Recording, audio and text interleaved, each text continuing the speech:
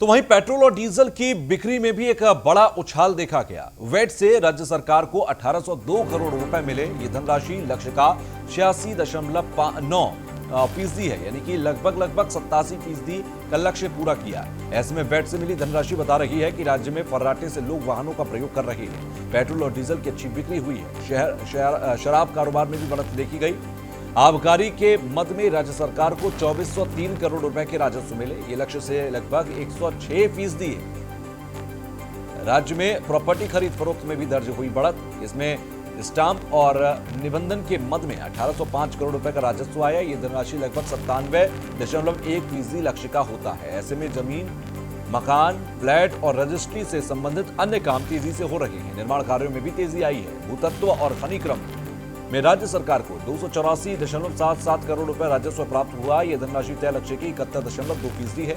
निर्माण कार्यों में तेजी लाने की राज्य सरकार की कोशिशें रंग ला रही हैं। खनन कारोबार रफ्तार पकड़ने लगा है। सिर्फ परिवहन विभाग पर इसका असर दिख रहा है कोरोना का। परिवहन के मद में 580 करोड़ रुपए मिले हैं। ये लक्ष्य का 70% ही है।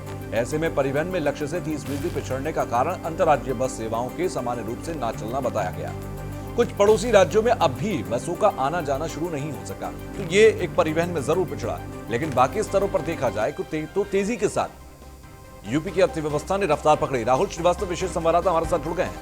राहुल, जिस तरीके से अपने लक्ष्य का 97, 80, 85 या 90% तक पूरा किया, तमाम अलग अलग सेक्टर्स की बात करें, चाहे वो SGST की बात करें, चाहे वो वैट बात करें, किस हद तक ये कहना चाहिए कि एक जो झटका था या ये एक आशंका थी कि अर्थव्यवस्था पिछड़ ना जाए कोरोना काल और लॉकडाउन की वजह से, किस हद तक उस आशंकाओं को दरकिनार किया गया है?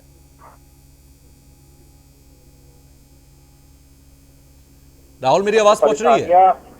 जी राहुल, कहिए। संकट काल की बात, कोरोना संकट में तमाम चीजें प्रभावित हुई थी। पूरे देश की अर्थव्यवस्था बेपटरी हो गई थी। लेकिन उस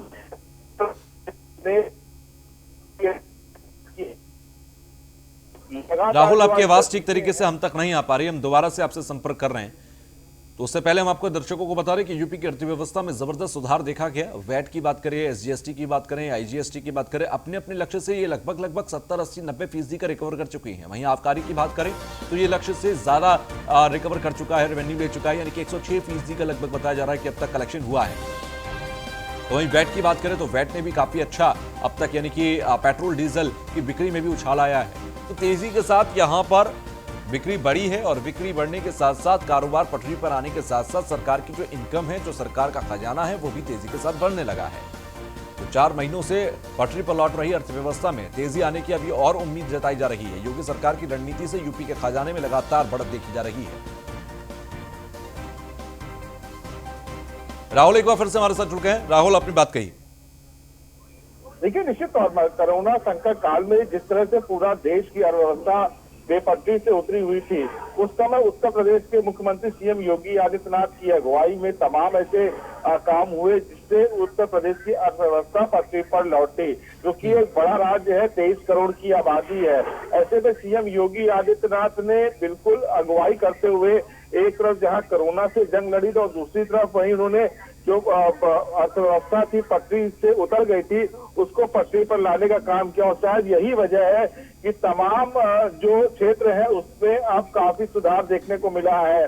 परिवहन विभाग की बात करें, परिवहन विभाग में जरूर कुछ उम्मीद के मुताबिक प्रदर्शन नहीं कर पाई उत्तर प्रदेश सरकार, क्योंकि तमाम जो बसें थी वो बंद थी। कोरोना संकट काल में एक राज्य से दूसरे राज्य में बसों का संचालन बंद था। लेकिन बाकी अन्य क्षेत्र की बात करें, चाहे खनिज की बात करें या प्रॉपर्टी की बात करें या अन्य आबकारी की बात करें, सभी में उत्तर प्रदेश की सरकार ने बेहतर प्रदर्शन किया है। और यही वजह रही कि RBI ने भी उत्तर प्रदेश को टॉप 5 राज्यों में शामिल किया है। तो निश्चित तौर पर CM योगी आदित्यनाथ की अगुवाई में अर्थव्यवस्था में उत्तर प्रदेश फिर से पटरी पर लौटा है।